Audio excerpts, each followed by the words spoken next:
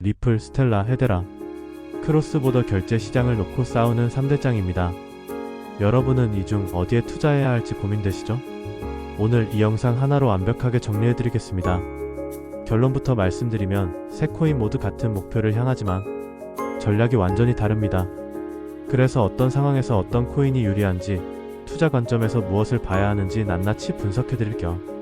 끝까지 보시면 여러분의 포트폴리오 구성에 큰 도움이 되실 겁니다.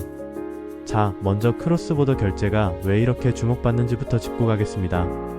전 세계 국제 송금 시장 규모 얼마인지 아십니까? 2024년 기준 약 190조 달러입니다. 우리 돈으로 환산하면 2경 5천조 원이 넘는 어마어마한 시장이에요. 그런데 이 거대한 시장의 인프라가 무려 50년 전 기술에 머물러 있습니다. 스위프트라고 들어보셨죠? 1973년에 만들어진 국제은행 간 통신 시스템입니다. 문제는 이 시스템이 너무 느리고 너무 비싸다는 겁니다. 미국에서 한국으로 100만원 보내려면 수수료로 3만원에서 5만원 나갑니다. 도착까지 3일에서 5일 걸리고요. 2024년에 이게 말이 됩니까?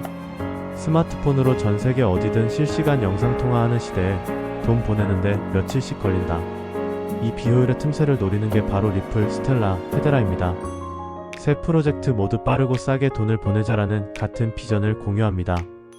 하지만 접근 방식은 완전히 다릅니다. 마치 같은 산 정상을 향해 다른 등산로를 선택한 것과 같아요. 자, 이제 본격적으로 하나씩 살펴보겠습니다. 먼저 리플 XRP입니다. 리플은 크로스보더 결제계의 터줏대감이에요. 2012년에 설립되어 가장 오래된 역사를 자랑합니다. 리플의 전략은 한마디로 기관 공략입니다. 처음부터 은행과 금융기관을 타겟으로 삼았어요. 왜냐하면 개인 송금 시장보다 기관 간 송금 시장이 훨씬 크기 때문입니다.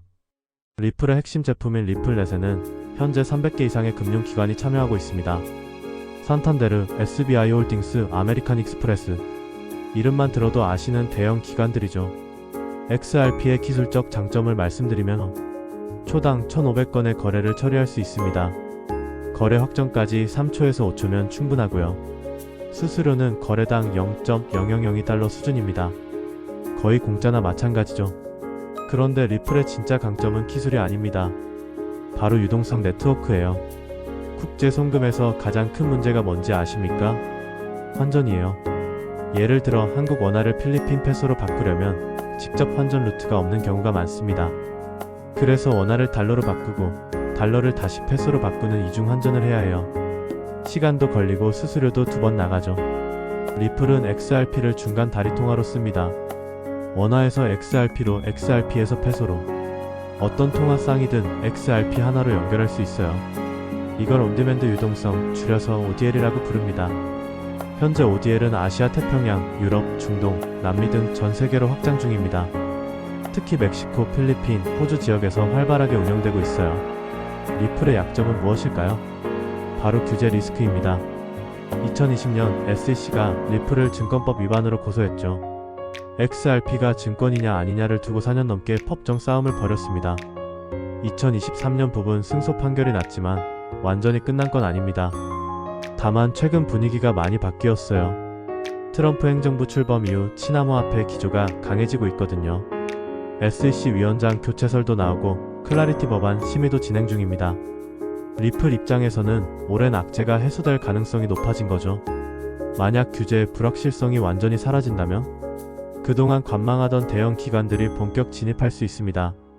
XRP 현물 ETF 승인 기대감도 커지고 있고요.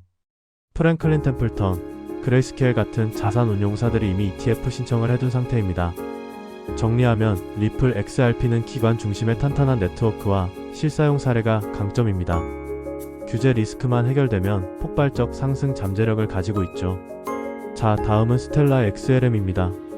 스텔라는 리플의 공동 창업자였던 제드 맥칼렙이 2014년에 만들었습니다. 재미있는 역사죠? 리플에서 나와서 경쟁 프로젝트를 만든 겁니다. 왜 그랬을까요? 철학의 차이였습니다. 리플이 은행을 위한 솔루션을 지향했다면 스텔라는 은행 없는 사람들을 위한 솔루션을 목표로 합니다. 전 세계에 은행 계좌가 없는 인구가 얼마나 될까요? 약 14억 명입니다. 이들은 국제 송금을 하려면 환전상에 가서 비싼 수수료를 내야 해요. 스텔라는 이런 금융 소외계층에게 저렴한 송금 서비스를 제공하려고 합니다. 그래서 스텔라의 타겟은 개인이에요. 특히 개발도상국의 이주 노동자들이 주요 사용자층입니다. 미국에서 일하는 멕시코 노동자가 고향에 송금할 때, 필리핀 가사 도우미가 가족에게 돈 보낼 때 이런 소액 송금 시장을 노리는 거죠. 스텔라의 기술 스펙을 보면 초당 거래 처리량은 1000건 정도입니다.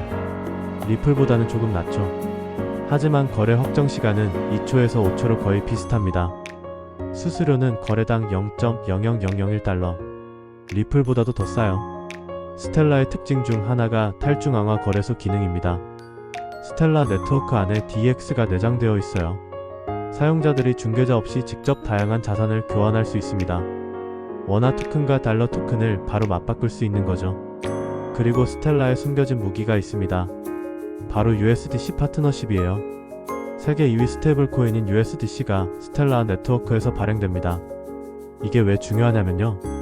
국제 송금에서 가격 변동성은 큰 리스크입니다. 100만원 보냈는데 도착할 때 90만원이 되면 안 되잖아요. 스테이블 코인을 쓰면 이 문제가 해결돼요. 스텔라 위에서 USDC로 송금하면 빠르고 싸면서도 가격 안정성까지 확보됩니다.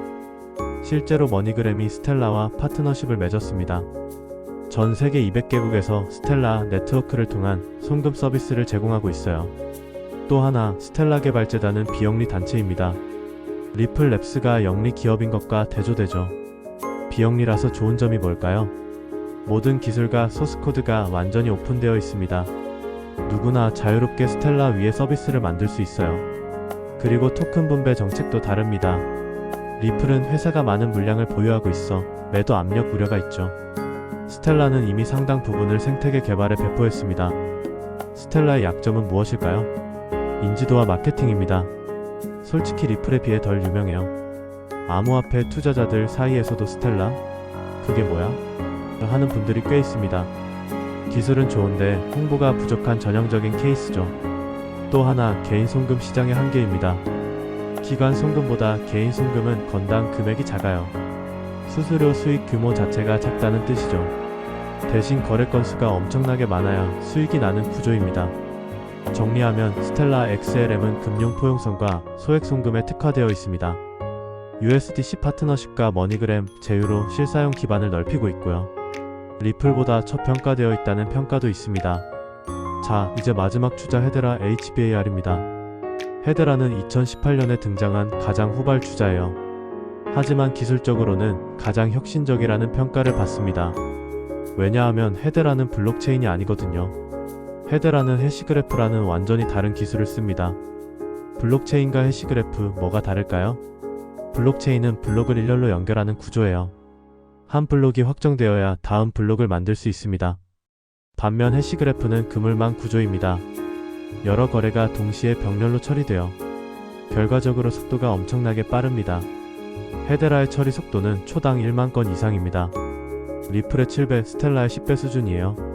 거래 확정 시간은 3초에서 5초로 비슷하고요. 수수료는 거래당 0.0001달러. 리플, 스텔라와 비슷한 수준입니다.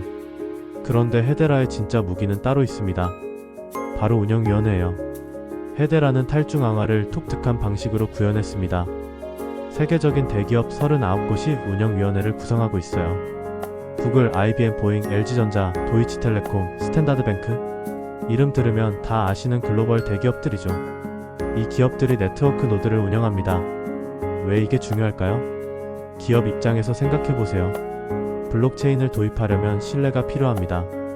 모르는 익명의 채굴자들이 운영하는 네트워크보다 구글과 IBM이 운영하는 네트워크가 더 믿음직스럽겠죠?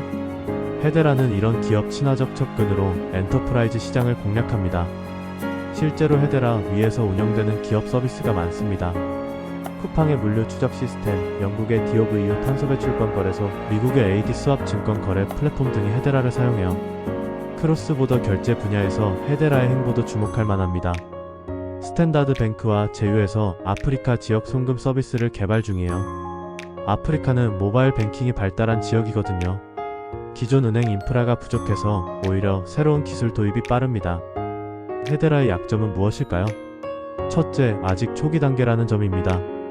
리플이나 스텔라에 비해 실제 결제 네트워크 구축이 덜 되어 있어요. 파트너십 발표는 많은데 실제 거래량은 아직 적습니다. 둘째, 중앙화 우려입니다. 운영위원회가 대기업으로 구성되어 있잖아요. 암호화폐 본연의 탈중앙화 정신에 어긋난다는 비판이 있습니다. 물론 헤데라 측은 39개 기업이 분산되어 운영함으로 충분히 탈중앙화되었다고 반박하지만요. 셋째, 토큰 경제 구조입니다. HBAR의 총 발행량 중 상당 부분이 아직 락업 상태예요. 앞으로 풀리는 물량이 매도 압력으로 작용할 수 있습니다. 정리하면 헤데라 HBAR은 기술적 우위와 대기업 파트너십이 강점입니다. 엔터프라이즈 블록체인 시장에서 강력한 경쟁력을 가지고 있죠. 다만 결제 분야에서는 아직 실증 단계입니다. 자, 이제 세 코인을 직접 비교해 보겠습니다. 먼저 기술 측면입니다. 처리 속도는 헤데라가 압도적으로 빠릅니다. 하지만 솔직히 초당 1000건이든 1만 건이든 현재 수요 대비 모두 충분해요. 병목 현상이 생길 정도의 트래픽이 아직 없거든요. 수수료는 세 코인 모두 거의 무료 수준입니다. 기술적 차이보다 생태계와 파트너십이 더 중요하다고 봅니다. 네트워크 효과 측면에서는요. 리플이 가장 앞서 있습니다. 300개 이상의 금융기관 파트너, 실제 가동 중인 ODL 서비스, 실적이 있어요. 스텔라는 머니그램 제휴와 USDC 생태계가 강점이고요. 헤데라는 대기업 운영위원회라는 독특한 구조가 무기입니다. 투자 관점에서 보면 어떨까요? 시가총액을 비교해 보겠습니다. 리플 XRP는 시가총액 약 300억 달러로 상위 5위권 코인입니다. 스텔라 XLM은 약 100억 달러로 20위권이에요. 헤데라 HBAR는 약 80억 달러로 30위권입니다. 리플은 이미 많이 성장했습니다. 추가 상승 여력이 상대적으로 적을 수 있어요. 반면 스텔라와 헤데라는 리플 대비 저평가라는 시각이 있습니다. 만약 크로스보더 결제 섹터 전체가 성장한다면 후발주자들의 상승폭이 더 클 수 있죠. 물론 그만큼 리스크도 큽니다. 자, 그럼 어떤 코인을 선택해야 할까요? 정답은 없습니다. 하지만 투자 성향에 따라 추천을 드릴 수는 있어요. 안정적인 투자를 원한다면 리플 XRP입니다. 가장 검증된 네트워크, 가장 많은 파트너사, 규제 리스크 해소 시 기관 자금 유입 기대, 대장주답게 안정성이 있습니다. 고성장을 원한다면 스텔라 XLM을 주목하세요. 리플 대비 저평가되어 있고 USDC 생태계와 함께 성장할 잠재력이 있습니다. 금융 포용이라는 대명분도 매력적이고요. 기술 혁신에 베팅하고 싶다면 헤데라 HBAR입니다. 해시그래프 기술이 블록체인을 대체할 가능성에 투자하는 거예요. 대기업 파트너십이 실제 채택으로 이어진다면 급성장할 수 있습니다. 분산 투자도 좋은 전략입니다. 세 코인 모두 같은 섹터지만 전략이 다르니까요. 리플 50%, 스텔라 30%, 헤데라 20% 식으로 비중을 나눠 담는 방법도 있습니다. 시장 환경도 중요합니다. 2025년은 암호화폐 규제 명확화가 예상되는 해예요. 미국의 클라리티 법안, 유럽의 미카 규제, 법적 테두리가 잡히면 기관 자금이 들어옵니다. 크로스보더 결제 코인들은 그 수혜를 직접적으로 받을 수 있어요. 왜냐하면 실제 금융 인프라로 사용될 수 있는 유틸리티 토큰이니까요. 밈코인이나 메타버스 코인과는 다릅니다. 실물 경제와 연결된 사용 사례가 있다는 게 큰 강점이에요. 마지막으로 주의사항 말씀드릴게요. 이 영상은 정보 공유 목적입니다. 특정 코인의 매수나 매도를 권유하는 게 아닙니다. 암호화폐 투자는 원금 손실 가능성이 있는 고위험 투자예요. 반드시 본인의 판단과 책임하에 투자하시기 바랍니다. 오늘 영상이 도움이 되셨다면 좋아요와 구독 부탁드립니다. 알림 설정까지 해두시면 새로운 분석 영상을 놓치지 않으실 수 있어요. 궁금한 점은 댓글로 남겨주세요. 최대한 답변 드리겠습니다. 그럼 다음 영상에서 뵙겠습니다. 감사합니다.